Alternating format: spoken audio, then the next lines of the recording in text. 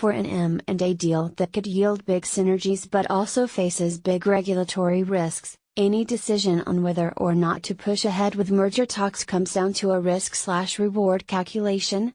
Are the benefits of a deal strong enough, and the odds of it being approved high enough, to offset all the costs, termination fees, distracted management, missed opportunities for other deals, associated with a potential rejection? Under the Trump administration, T-Mobile US Incorporated, TMUS, Get Report, and Sprint Corporation, Get Report, apparently feel the answer to that question, as it relates to a tie-up between the number 3 and number 4 US mobile carriers, is yes.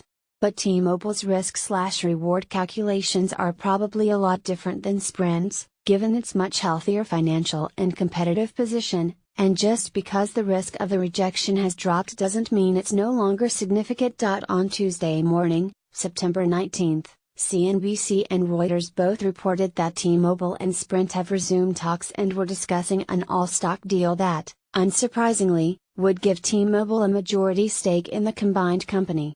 Sources cautioned that any deal is still weeks away and isn't guaranteed to happen.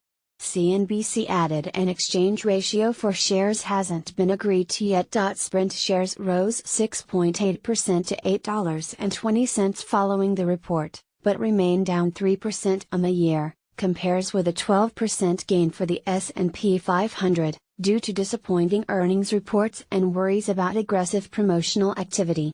T-Mobile shares rose 5.9% to $65.42, and are now up 14% on the year. Reports about T-Mobile and Sprint being open to a deal have been around since February, and the companies are believed to have started talks in April, after an FCC spectrum auction that prevented discussions ended. Talks were reportedly halted in May as Sprint entered into a 2-month exclusive negotiating window with Comcast Corporation, CMCSA, Get Report, and Charter Communications Incorporated. CHTR, Get Report, about a reseller deal that would involve the cable giants taking stakes in Sprint.